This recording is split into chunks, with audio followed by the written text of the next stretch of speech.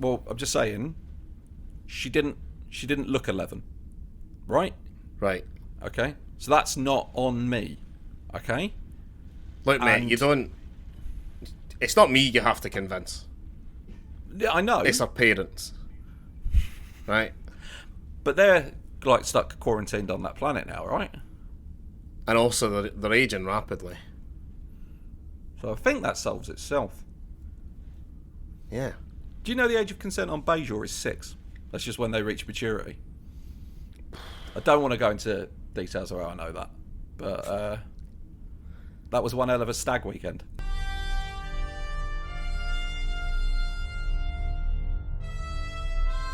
Podcasts. A Frontier.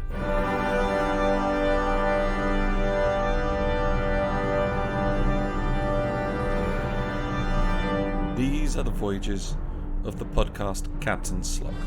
Its ongoing mission to explore strange new episodes, to seek out new jokes and new references, to split infinitives that no one has split before.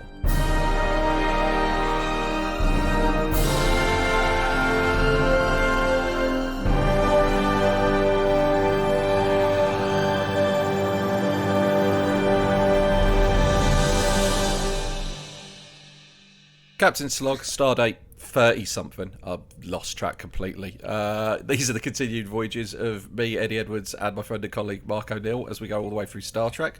Mark, how you doing? How you been? Yeah. Pretty good. What have I done? Not a lot, mate. I went to see The Killers. That was really good. Yeah. I was so enraptured by the spectacle of the show that they put on. They used a giant screen as their background, and I assume it's the same. It was the same sort of material as the volume. It's just like a big LCD screen, and it was incredible. At one point, they showed the Las Vegas Strip, and it lit up. Oh, it was so good that at no point during the entire show did I stop to think, what does Brandon Flowers think about abortion? Or like, if gay marriage went away, would he be that bothered? I as a general rule of thumb, don't Google musicians that I like. I wait until someone presents me with the problem with them, and then I have to be like, that's why I'm glad that Daft Punk have got masks on. I don't even know what they look like. They could have been in the January 6th insurrection, and I'm not even going to know. Yeah, the same with the rubber bandits, those plastic bags, and that's why they do it, so that they can commit crimes. But I went to see The Killers basically because they're Laura's favourite band. And I thought, well, this will be nice. It'll be a nice day out. But I don't really know much of The Killers. No, they played about 20 songs, and I knew about 17 of them. Yeah. And at one point, I turned around to Laura and said, I think The Killers are my favourite band. And I'd never even realised it. I love when you go see a band and you can think of like you're at like a festival and somebody goes, oh, we should go see these, and you've got like 2 songs that you think you know, and then they just keep I had it happen with Chic, where Noel Rodgers is like, oh, we don't play any covers. If you think we're playing covers, it's songs I wrote, and then just starts knocking out I think he learns how Material Girl at one point, which he wrote for Madonna, and I was going, I think Chic are the best band. That happened to me with Travis. Was it Travis? Yeah, it was Travis. I saw them at a festival, and I was like, I only know one Travis song, but it turns out that they just have one, all their songs all sound exactly the same. So that's what the issue was. And I knew that one song that they did, so that got me through that entire set. The best musical experience I've ever had at a festival was when I saw, Cypress Hill, and then they were directly on the main stage at Reading, and then they were directly followed by Weezer, which is a very specific Venn diagram of musical interests that is pretty much just me. Fall Out Boy and I think, is it Fall Out Boy and Panic at the Disco? are doing like this. You know the way that sometimes bands will group together to do tours when they don't think Fall Out Boy alone could sell out the Hydro, without realising that there isn't. Well, the Venn diagram of people who enjoy Fall Out Boy and Panic at the Disco is a circle, right? It's not even a circle. Yeah. It's a full stop. It doesn't even have it's a one-dimensional shape. I once had that with Goldfinger and Real Big Fish, and it's like, you're not getting any extra people through the door, lads. Yeah, exactly. So what they did was they decided to team up with Weezer. And it's like, hold on a minute, I don't get this. Are you trying to start fights? I'd love that. I reckon, just diametrically opposed bands. Like, the next time Justin Bieber goes on tour, he should have, fucking Amon Farrar, the metal band, as his support. Yeah. And DJ Khaled. So that both of them can get fucking taken out at once. I'm 2 weeks away from doing Glastonbury, which I'm very much looking forward to. I find out next week whether or not I find out on next Thursday whether or not the treatment of my brain tumour was successful. Right, and if it was, then I'm going to go to Glastonbury and celebrate. And if it wasn't, then I'm going to have surgery that's going to make me go deaf in one ear. So I might as well go see Paul McCartney before that happens. I hope he plays the Frog song. I don't understand that reference. You've never seen the Frog song by Paul McCartney? No. Okay, to be fair, in fairness, it's a Rupert the Bear animated short, and Rupert is the Toryest of all the bears. Yeah. Paddington's clear. I know Paddington lives in a very posh part of London, but he's an illegal immigrant, so he's definitely left wing. But Rupert wears yellow tartan trousers and couldn't be more of a fucking Tory if he tried. It's just occurred to me that I didn't even realise there was a difference between Rupert the Bear and Paddington. Rupert's a Rupert's a white bear who lives in the woods of England, which is weird enough. What's his shtick? He has very twee Enid Blyton style adventures. But one of them, there is a special that was made. I think it was a Christmas special called The Frog Song, where Rupert is in the woods following a frog, because that's the kind of thing that fucking Tory children do for entertainment. Right, whereas the rest of us try to avoid getting stabbed on a council estate. So he's following this frog, and he goes round a corner, and it turns out the frog is attending a meeting of all of the frogs.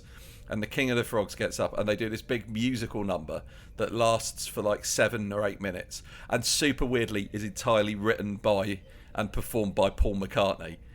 Just because, I don't know, at some point, if you're Paul McCartney, at some point you're going to do a very bad batch of LSD. How much can there possibly be going on in a frog's life that it can fill 7 minutes worth of song? It's a weird call for frog unity, which would be almost socialist if it wasn't being sung in honour of the Frog King. Are frogs famously capitalist, or I don't know. The chorus is just "We all stand together." Bomb bomb. You know what? I'm going to find it online after we've recorded this. I'm going to send it to you because it is worth a watch just for being fucking weird. Right. It might be one of the, now I come to think about it, it might be something that I've seen and you haven't, because it was broadcast in in England, and I had that weird not broadcast in Scotland little tag thrown on the endings. Yeah.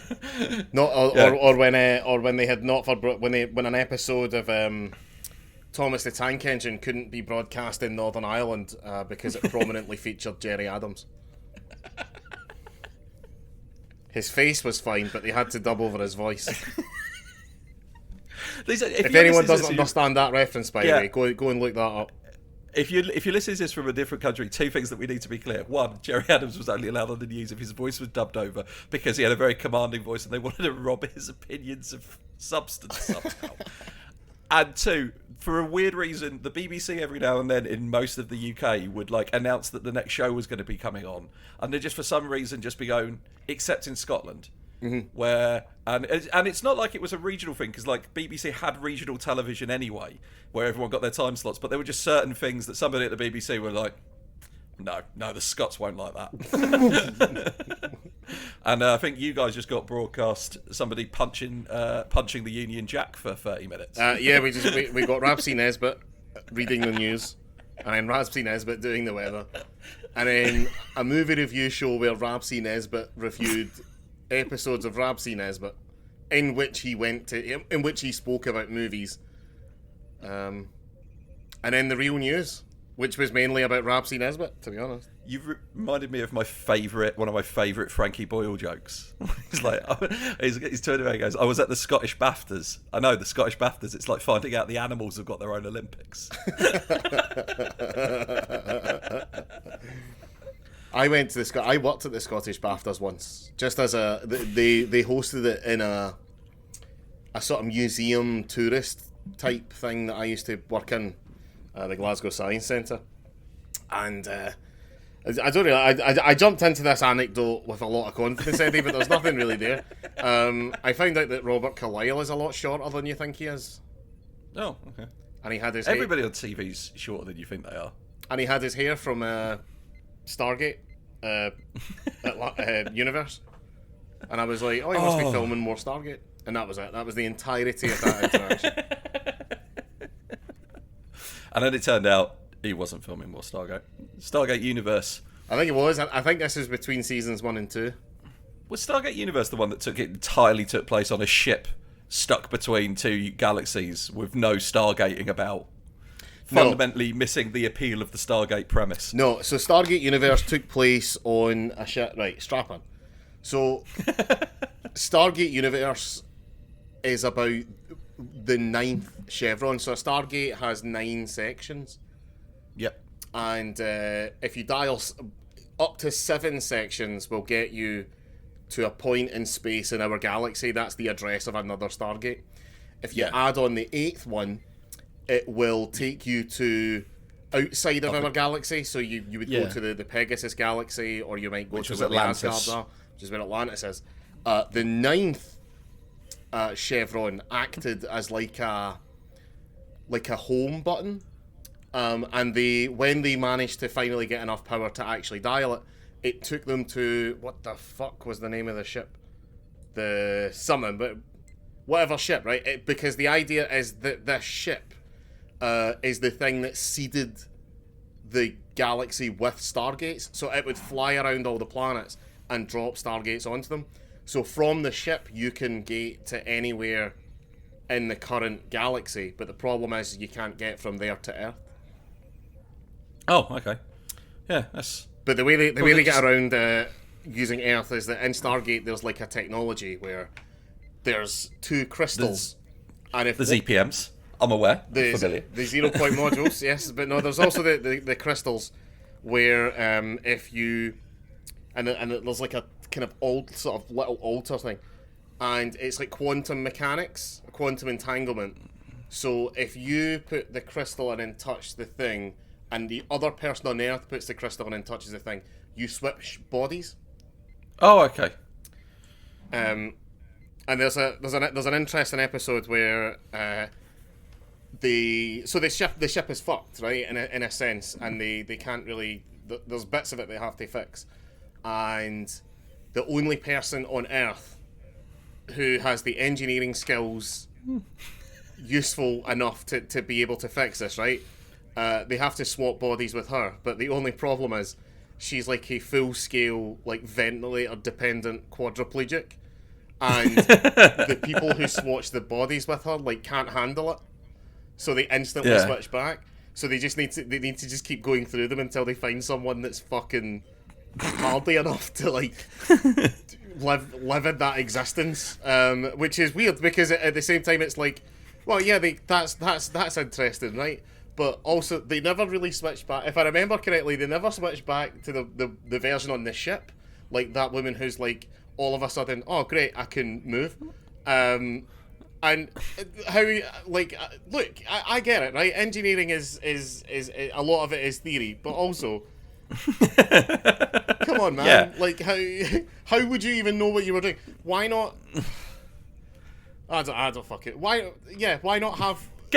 Why not get the second best engineer? Exactly. Yeah. Okay. So yeah, welcome to our Stargate pod. No, we should talk about. Okay, I just want to say this.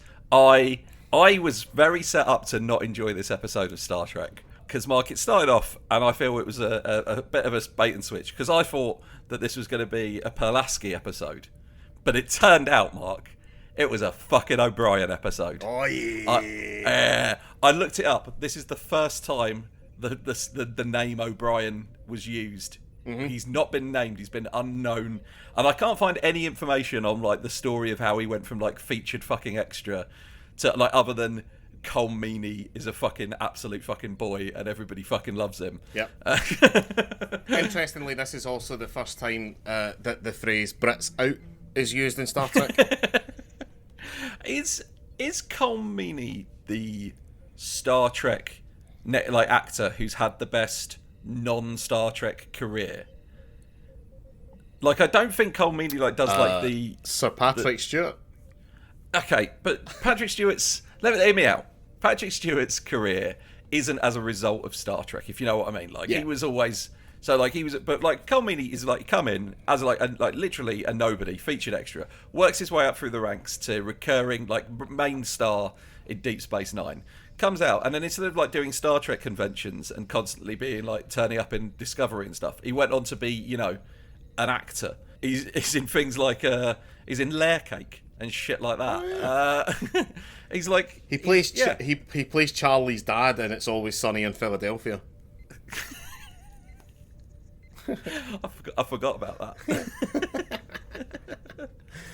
So yeah, the plot of this episode, there's a strange condition that's making everybody get old quick. That's it. Yeah, there's slightly more. Pulaski's really desperate to be locked in a room alone with a 12-year-old. Make of that what you will. I have to say, straight off the bat, I never thought I'd say this. She's not getting MVP, not in an episode with O'Brien in it. But no, she's getting promoted. Yeah, she does. She does well. She does well in this episode. She does well. There are the whole thing is Pulaski's desperate to do medicine, and everyone's like, well, it's not safe. We don't know what's causing it. They find a ship with a bunch of people who've died of old age, and then they turn up and they find that there's by the way, Mark, how bad must that be if you're the actor who's the lead person who's cast in the it's we want you to play a woman who looks horrifyingly aged. Yeah. Do you know that Hans Moleman joke where he's like, alcohol has ruined my life. I'm 35 years old. That you're doing that. You are Hans Moleman in actual physical form. And it's literally, it is kind of embarrassing to society in general that what they did is they cast a woman in her 40s, and we were supposed to recoil in horror from the screen, going because that wasn't allowed on TV in the 90s. To be fair, if I woke up tomorrow and I was 40, that'd be it. I'd be out. I've got less than 2 years until I get Logan's Run plus 10. So they come up, they find this ship. Yeah, the Lantry. Everyone's dead, and Riker is like, that guy, that captain, he was my age. So then they go to, and you're like, right, the only place it's been. Yeah, there's definitely some kind of disease. So they fly to what do you call it? The Darwin Genetic Research Station. I wonder what could possibly be happening there, Mark. Yeah, and also they arrive there and they're like, oh, everyone else has this disease. Oh no, that's really horrible. So everyone's aging really quickly. Oh man, that's got to be. You must have been messing about with the forces of nature. You must have been using, some sort of disease or virus or something. No, it's because of our psychic kids. No, it's the great thing about it is they go at first they're like, well, no, it can't possibly be anything we've done. We're not doing anything viral or anything weird like that. It's like, oh, what are you doing? It's like, oh, we've got these psychic children. The oldest.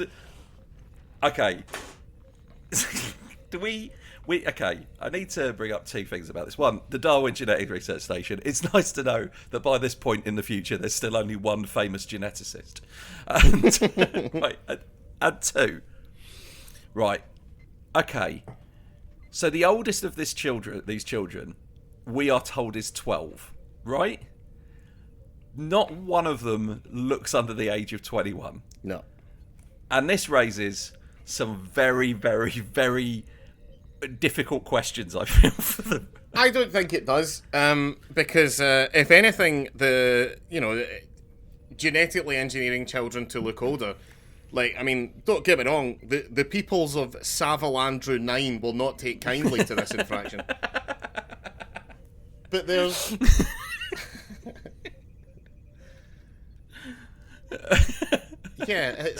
Are you solving a problem by creating a new opposite problem?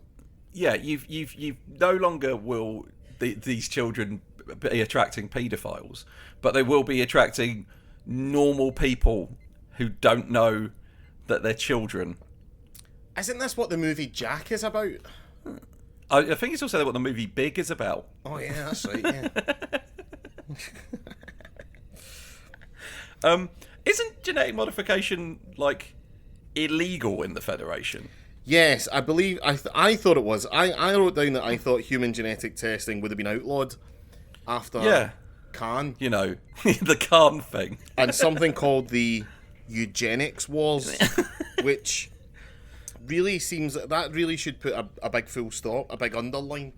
So I was looking into. I actually did a little bit of like research into this, and it turns so you're not allowed to join Starfleet if you're genetically modified. Right. Okay. But like that's like Starfleet and the Federation, as we've discussed, are not the same thing. They're different things. So that means that maybe genetic modification for like science purposes is acceptable. Yeah. But equally, as is this is not a spoiler. This is something from Strange New Worlds. There's a race called the Illyrians, who are a race who don't terraform planets. They genetically modify themselves to like fit the environment on the planet that they want to move to. And they are very specifically not allowed to join the Federation. Interesting. Yeah, so I don't know. But I like the idea that they were on this... It's just because of the whole Khan thing. To be fair, that only happened once. And only on Earth as well. Wouldn't it be great if the Vulcans were like, well, every other planet's been fine with genetic modification. It's just you Yeah, weirdos. exactly. I mean, the Vulcans are like, look, we get it, but we also had a Hitler, and turns out that guy, you know... He did, yeah. He made he brought down gas prices. No, that's bad. I was trying to look for something really innocent, and then I done a bad connection. Well, were the Vulcans like, well, we let our Hitler into art school? Exactly. And what did we get? Just a shitty artist. I saw a thing online the other day, and it was a picture of like paintings before World War II, and then paintings after World War II, and it was like all cubist and stuff. Will they buy Hitler? So everything after World War II was just a blank space. It was so it's like all of the lovely like people painting landscapes and stuff is like pre-World War II, and then post-World War II like modern art starts, like cubism, and somebody just put underneath, well, after World War II they just decided to let everybody into art school. yeah, I saw that. Yeah. I saw an incredible tweet the other day that really stuck with me. It really made me laugh. It was someone said, if there is a hell, when Jeff Bezos goes there, he should be forced to work a minimum wage job until such time as he has saved enough money to get to his current level of wealth. This reminds me of years ago, I can't remember where I read it, where somebody calculated that if Bill Gates put all of his money under his bed, under his mattress, and then fell out of bed, due to compound interest, he would never hit the ground.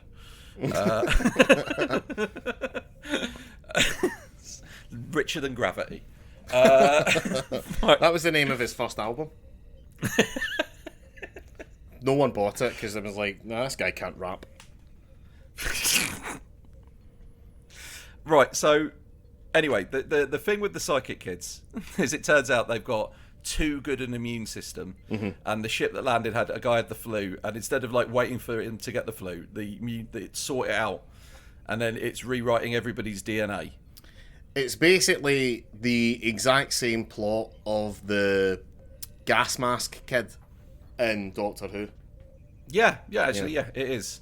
But instead of making you gas masky, it makes you aged and withered. And then, like, so they want to beam, like, they want to beam one of the kids over, and they have to do it in, like, a gel stasis thing. So, and then, like, Pulaski's like, well, I can't do anything here. What if we put him in a shuttle pod? Well, she goes and talks to Geordie, and Geordie's like, does that classic thing that Geordie likes to do, where he's asked a question, has a very clear implication, and he has an answer, but he likes to get there with some unnecessary information. So it's like, well, there's nowhere on the Enterprise is completely disconnected from anywhere else. You can't just use anywhere. Unless, of course, you're talking about a shuttle. It's like we could have started with shuttle, Jordan. Yeah. Aren't you the chief engineer? Isn't that, like, that shouldn't even take brain power. Like, at no point, if Laura came up to me and said, can you give me a lift into work? At no point would I be like, well, it would take more time for me to build a horse and cart than it would for you to get the bus. But wait, what if we used the car? Fuck off, Geordie. I like the fact, some things I love in this episode. One is Picard gets into an argument with Pulaski where he uses the phrase, let me finish my sentences once in a while. Which is like, now you know how fucking data feels, you fucking... I know, right? I like that this episode opened with Councillor Troy coming to Picard, and Picard asking her, you've obviously been hanging out with Pulaski, right? You've met her, right? We all have. And she's very, what was it? She's very determined. She's very on a mission. She's very one. Yeah. She's got kind of one focus. Do you think that could impede her judgment?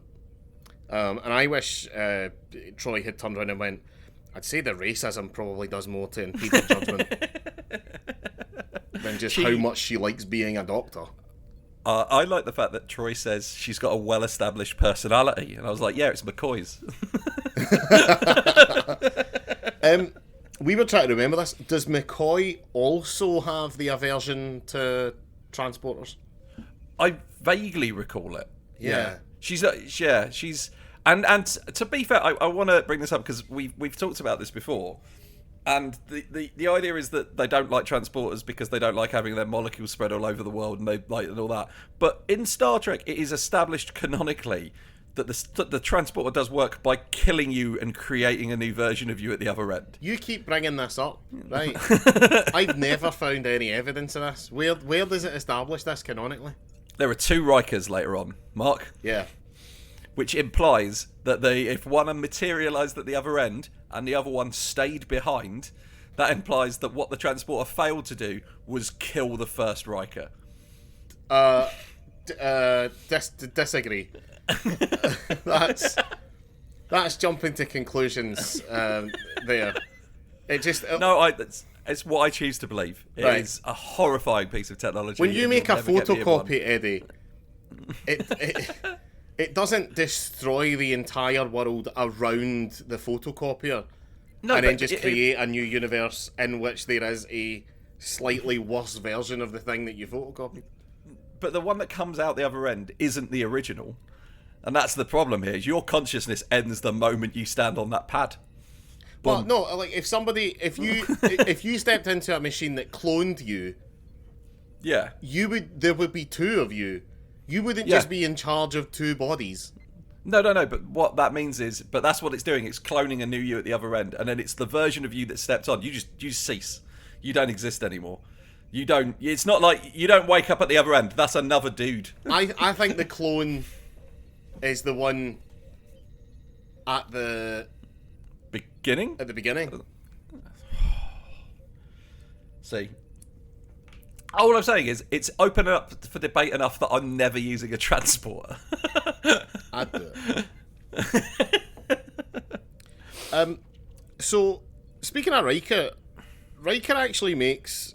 First of all, I wrote down, because obviously Picard, they get the distress call from the other ship. Yeah.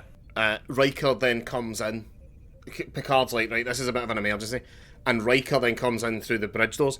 And he does that quite a lot. So I always wonder, what is Riker always doing just before he walks onto the bridge? Having a shit. That's, there's got to be a toilet that's off the bridge. Fixed. Yeah, there has to be. Yeah. Right. It's like, you can't be going down, like, Especially if it's like a situation that's got everybody on edge. You know, very much brown trousers time.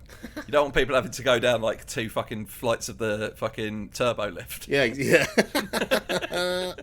Exactly. And Riker makes some very good decisions. So they find the ship, they get the distress call, but the ship they're not returning the hail. So Yeah. Picard, and quite an interesting bit of admin. Yeah, I like this. Well, Riker suggests, why don't we remote activate the view screen so that we can at least then see them? Yeah. Which is a much safer idea than Riker has ever had. Yeah, just beam me over. I'll be fine. Yeah, love exactly. It. Yeah, I love all of the stuff about like this. It's like, so right, like Picard goes into another room and uses his like top level override. Yeah. That's clearly has to do because he can't do it in front of other people because it's thing. And then he goes out and then Data transports it across, and then they have access to the ship. And then they put a beacon on that starts like broadcasting out the ship is under quarantine. Don't go near it. And I like all of that. I was like, okay, this is cool. Yeah, this is very like procedural of like how Starfleet approaches this shit. That clearly must happen all the time. So something else, one of my big takeaways from this episode as well, is that there was some spectacular captaining. Yeah, this was in terms of, and I don't just mean like, oh, go and do something exciting. I mean, Picard sat down with his trusted advisors. He asked everyone's advice. He ignored Pulaski for the most part. Fucking Big O'Brien, the big man, gets a seat at the table. Finally. Oh god! When he turned up in the conference room, yep. I did a full-on fist pump. I was so pleased. I love a conference when it's not about a woman's womb, but they're just this is kind of like. This is half of what Star Trek is for me. Half Star Trek, as we will find out in about 2 weeks, maybe, is the big questions. But the other half is just procedural. Like, yeah, asking, like, we have a problem. How do we solve it? Yeah, and I love that they very very early cut on to the fact that the transport is going to be a big part of the episode. So it's like stuff like, okay, we can beam one of the kids over, but we have to put them in this like gel that'll do them. And then like O'Brien's like, so I'm gonna have to rig this so that the gel arrives a microsecond before the kid, and does that. And then he's like, and also like, and then the solution to the problem is to use the DNA that Pulaski's got in the biofilter of the transporter and like rewire it significantly, so when she beams in, it's like an older version of her body, which is a younger version of her body. And it's like, it's very obvious from about halfway through the episode that this is going to be the transporter. And I love the fact that like O'Brien is the guy is in the transporter room, so he's like, well, he's the subject matter expert on this particular bit of kit. So we bring him in, and it's like he's there in sort of place of Geordie. Yeah, like no, Geordie's the chief engineer, but he's our transporter specialist, so he's going to fix this. Yeah, and yeah, I like that. I like the idea of that. Of just being like, it's like when Mr. Singh showed up. Yeah, he's our guy for that thing. I also like that O'Brien obviously figured out how to do it, and then when it came time to actually press the button, Captain Picard said, "No, I'm the captain. If there is a chance that this is basically going to kill a crew member, I feel like I should be the guy to do it." And I feel like O'Brien, basically what she wanted to say was, basically what O'Brien wanted to say was, "Thank you, Captain, because I really like the science involved in this, but I'm not getting court-martialed for some fucking tan turf boot." I'd literally, I'd rather she. I mean, don't get me wrong, I want her to fucking end up in space as much as the next man, the next man being Data. I like that there is a moment in this, because so when Pulaski's on the shuttle with the 12-year-old, she has Data come on board for the obvious reason that Data can't get the disease, and she says to him at one point, as much as I hate to remind you, Data, you're a machine. It's like, what do you mean? It's literally your favourite fucking thing to do. Data should have said, "You've done it 6 times on this shuttle flight." I like the idea that like somebody at fucking like involved in the writing of this season of TNG has gone, Well, I think that given that Pulaski's been on board the ship for a few episodes, she's probably had moments with Data, grown to accept him as a friend and crew member, and has left behind their previous prejudice. And somebody else in the room went, should we put that in an episode? And he went, no, we'll just assume it happened off screen. Did you notice that Pulaski has started saying Data rather than Data? Yeah, she's started referring to him by his actual fucking name, which I assume is because everybody else on the ship was like, what the fuck is wrong with you? I was going to say, is that growth, or did she forget to be racist? Is it growth, or is it just she wants to be socially accepted and everybody else was giving a severe side-eye for being like, use his fucking name? Yeah. Because calling him Dar is the equivalent of just being like, look, I can't pronounce whatever you're saying. It's Patel. It's foreign. I can't understand it. I'm going to call you Pete, right? Yeah, exactly. And it's not just Peter, because obviously we already have a Pete. Now we could call him White Pete, but we're not going to do that. So your name is, and then, that'll stick. Peter the P word. That's my mum's favourite argument as to why there's no such thing as racism. Because your granny used to go to a shop owned by Peter the P word for 25 years, and he seemed to like it. Right, okay, right, excellent.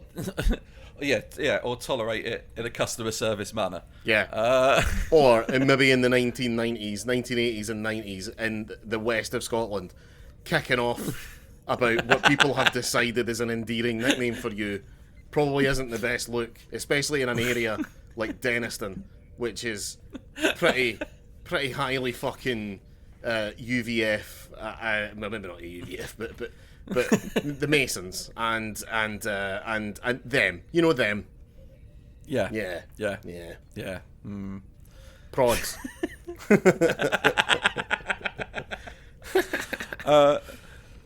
So yeah, this is okay. One thing I wanted to say about this that I absolutely loved is when Pulaski's on board the shuttle.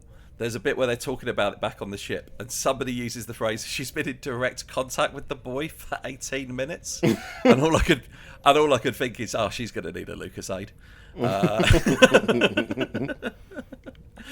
The children are like, because I don't think they're telepathic as well. Yeah. So they don't communicate by talking. They're all super intelligent. They have telekinesis, and now for the rest of their lives can't be in the same room as any of the scientists that created them. So they're going to be. Look, I don't know if anybody in Starfleet has watched Wrath of Khan, but and it is on there. If you're going to leave genetically powered super children trapped alone on a godless planetary backwater for 30, 40 years, that might come back to bite you in the arse. Yeah. It's baffling. It's like any movie or TV show that deals with, we made a bunch of super powered kids and we put them in a horrible environment. It's like, you're asking for it. Like, I know how stories work, right? I know that a well-adjusted telekinetic fucking fire starter kid, there wouldn't be much of a story, right? Because it would basically be Stand By Me, except when they go to see the dead body, when they get halfway there and the kids decide to go to sleep for the night, she's just like, I've got the campfire, don't worry about it, and that'd be it. Yeah. Also, I don't actually require sleep, so I'm just going to stand here, keep an eye out. I'm going to stare in one direction. So psychologically, I want to write a book now just called Psychologically Well-Adjusted Psychic Child, and it's just the opposite of a Stephen King book. I'm gonna set it in Maine, but the lead character is going to be someone who's never, like, literally is illiterate, can't write. After seeing Sunshine, my mate at the time turned around to me and said, I really want to write a script about a space mission that goes well. Because what would that look like? Uh-oh, the mirror's cracked on the Hubble telescope. I think it says everything you need to know about, like, narrative storytelling, that we as a society made a movie of Apollo 13 before Apollo 11. Yeah, I know. Because that's it. That's what would happen down the pub. That's human nature, isn't it? People would be like, "Oh my god, did you see those 3 guys that went to the moon? How incredible was that?" There'll always be some dour bastard in the corner that's like, "Yeah, but what if that was fucked up?" Like one of the most popular franchises of like the modern, like today's modern pop culture is Five Nights at Freddy's. Yeah, which is basically, you know, those animatronic things that you see at, like, at pizza restaurants and that. Yeah, they're fun, aren't they? They're pretty cool. They're a bit twee. Yeah, what if they were fucked up? I got really lost in researching the lore of Five Nights at Freddy's. I fell down that well at some point. It's meant, yeah. That's insane. That's like if you don't know it, if you know what Five Nights at Freddy's is, if you're sort of tangentially aware of it, but you don't know what the actual lore is, do yourself a favour. Don't look into it. Yeah, don't at all. No. It involves a lot of things that are not going to improve your day. You're better off just go read it. Yeah. And I say that as somebody who knows what's in the book. Yeah. I'm never going to play those games because I don't like scary things. I don't like jump scares. I think they're cheap. And have you ever played? What the fuck was it called? Not Phasmagoria. That was a thing on the Sega CD. Phasmophobia. I've heard of it, but I've never played it. Yeah, so it's basically a game where you go to a house. You're a paranormal investigator. You have to find various clues. You have to use a camera and like a UV light and like an EMF meter, and then eventually there will be the scariest ghost you've ever seen, and you need to just take it. Here's a great computer game idea. I want to make a realistic ghost hunting game. So you get all the gear, you go hunt, and you never find a ghost because they're not real. But I call it the Zach Baggins experience. But if you have to play it online with 3 other people, and if the banter between the 4 of you is like interesting enough, the end game is Discovery Channel pays you a lot of money, pays you some money. Oh no, do it like asymmetrical, like the Friday the 13th game. But instead of somebody being like Freddy, somebody else is just like the producer, and you just go around in like a back room and like knock on pipes. Because if you're unaware, like there was like a Reddit thread years ago about like what's the something secret about a job you used to have that you could tell people. And somebody was like, oh, I was a producer on like Ghost Adventures, and it's like the crew, and it's like the people doing the ghost hunting, they believe in ghosts and they're not in on the fact that it's a joke. Yeah. But what the reactions that you get and the noises is just that we get bored after like 3 days of like being in this house. So it's just like after a couple of hours, someone just go in and like just like whack on a pipe and then leave. And like when you see like a door move in the background, it's just one of them pushing it just to freak, because they know that then they'll hear them scream like children. It brings How? No, this is going. I'm going to take a dark turn here. Okay. Let's say Zach Bagans, right? So Zach Bagans is like quite a famous ghost hunter guy. He's in Ghost Adventures, which I actually quite like, because I think he's a lot of fun. He's a lunatic. Yeah. How, as a producer of that show, how difficult do you think it would be to hound Zach, to go to places and hound Zach Bagan to the point where he just ended it? Because like presumably as the producer you might have access to things like his social security number and that. So if he goes to like the tiny little desert town where the OK Corral was or whatever, or somewhere in the middle of Idaho, right, that's a population 6,000 and there's an old theatre there that's presumably haunted. Basically, what do you think you could do that would make him think that would make him think it's fake? My question on how much I could fuck up with Zach Baggins in this situation comes on a very simple question, which is, does Zach Baggins have a dead sibling? Can I if I can get him drunk enough to like confide in me some like real like personal stuff about how they died, and then like but drunk enough that he doesn't remember that he told me that, right? Oh yeah, and because like then it's like Psycho Mantis reading your memory card, right? Then you can like properly fuck with him. I love that is my benchmark for being properly fucked with. Is that time Psycho Mantis was like, "Oh, you've been playing FIFA." But no, I think if you had that, because there's two ways you get Zach Baggins to end it. Is like one, if you can categorically prove ghosts don't exist and he's wasted his life, but you can't do that. You can't prove a negative.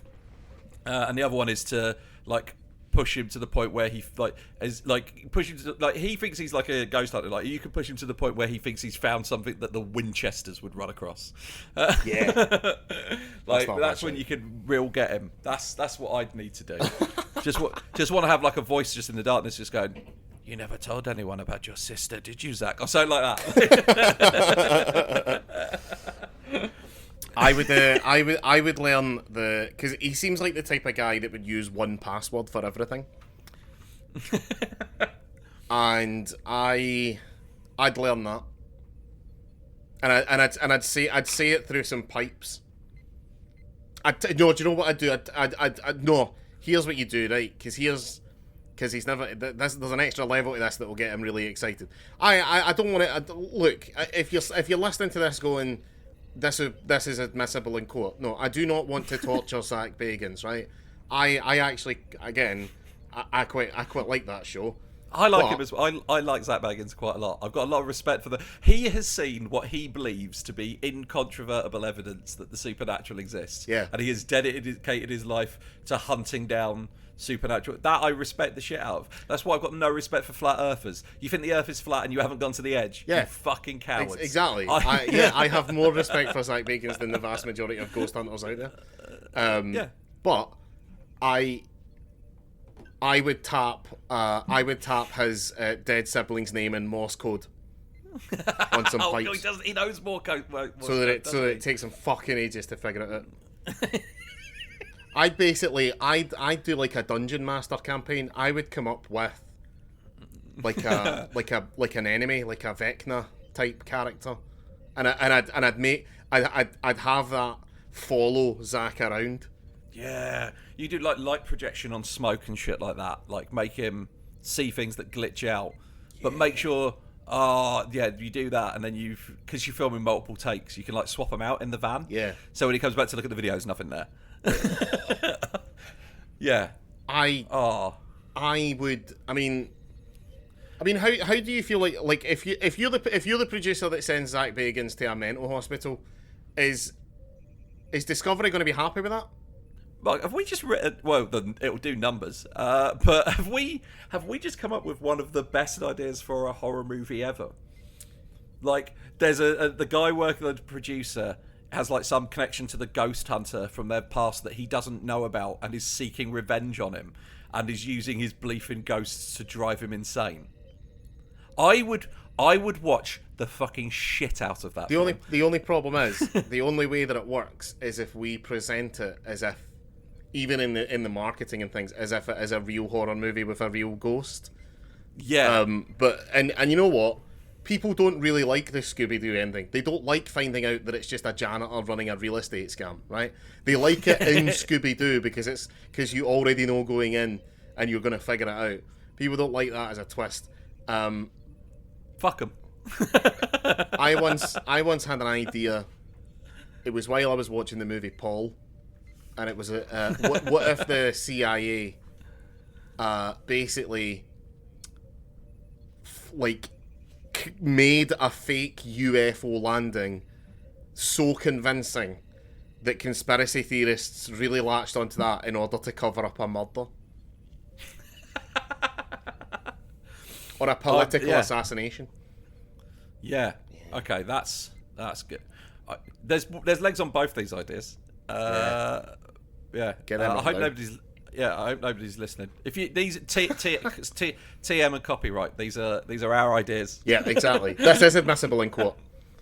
Yeah, we came up with this first. After Zach Bagans' his tragic death, this is not admissible if it comes to copyright law. That's the viral marketing. You do like we get Zach Bagans to kill himself.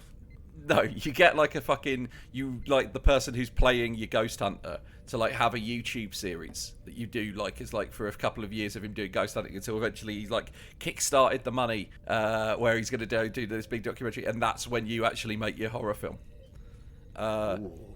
Because there's a guy on YouTube called, I think it's called The Polished Knob, and I've never got around to watching all of it, but he did one of the most amazing bits of YouTube work I've ever seen, which is he started doing videos about cars, like he lives in like the Australian outback, right? And he was doing videos about like his mates' cars and their special modifications. And after about the third or fourth video in the series of this, he just starts mentioning that these like they're strangely like he's heard like he's chatting to his friend in the background. That's just like heard audio of him being like, "Yes, strange noises coming from like the land out the back of my house and stuff like that." And then slowly that builds up to the point where he was like trying to catch something on camera and like couldn't do it. And then he literally was like, "Oh, I've been doing some crowdfunding and I've been sent a new night vision camera." And then you see something on it, and like the camera stops. And I got about like when I saw it, it was quite a way through, but I never like got around to like watching the end. But it was absolutely like the slow burn genius of doing like I'm a normal YouTuber and slowly. And my mate introduced me to it. He goes, he's either a creative genius or he's a man going through the worst thing that's happening to anybody on earth right now. Yeah, that's it. What if there was a real haunting, but people assumed that it was viral marketing for some cunt's YouTube channel? That's the fucking horror movie. We could combine those ideas. The CIA has someone killed, and then people just assume that it's viral marketing for some sort of YouTube crossover event with all the people that were X. What the fuck was it? The channel with that guy who's a cunt.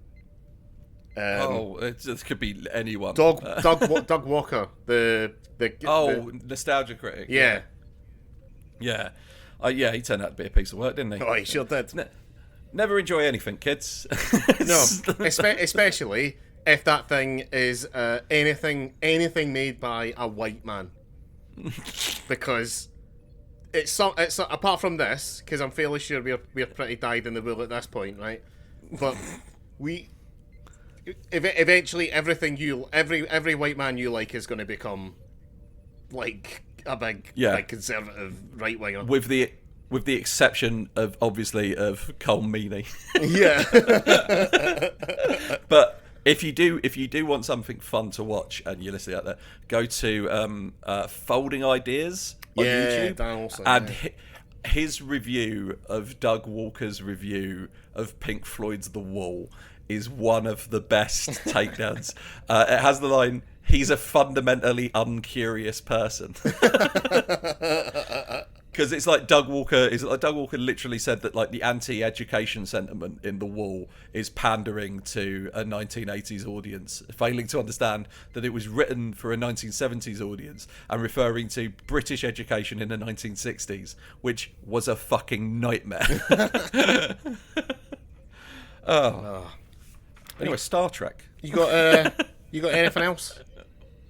Yeah, I mean MVP O'Brien, obviously time. Promoted Pulaski. Oh, there is one thing I want to bring up, and this is just a weird little thing that I noticed. We talked a bit about like good ship design in Star Trek, like because the Ferengis didn't really sell it, like their ship wasn't that great. Yeah. But the Landry is like a saucer section with like two little nacelles coming off of it, and that's all it is. But it's a supply ship. Why wouldn't that be like? Where's big? Where's the cargo? Where's the? Yeah, if it's just got two little, like make that twice the size. Like you've not got limited resources. Yeah. Like Jensen will knock you up a whole new ship if you want. You fit less stuff on that than you can fit on the Enterprise. Yeah. But I'll tell you, by the way, I want to say one thing. This is completely unrelated to this and related to Strange New Worlds. You know how we were talking about the Ferengi in season 1 was like their attempt to create a new like Klingon Romulan level threat that didn't really pan out. Mm-hmm. Yeah. Oh, Strange New Worlds has fucking done it. Oh yeah. The big rubber reptile that Kirk fought. Yeah, the Gorn. Yeah. Yeah. Okay. So the Gorn are back, and they don't even appear on screen, and they're fucking terrifying. Nice. Yeah. Watch Strange New Worlds. I can't talk. It's so good.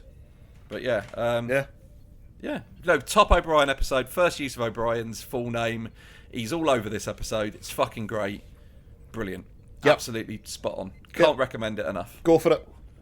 Yeah. Oh, one other thing. I've got one other thing. One other thing I wanted to bring up. When they beam Pulaski over, Picard literally has the gall to say, "Will she be normal again?" As opposed to being horrifyingly old. Because if we all know anything that Patrick Stewart believes, it's that people who have reached a significant age in years have no place in Star Trek. Watch Picard. And yeah, bye. Bye.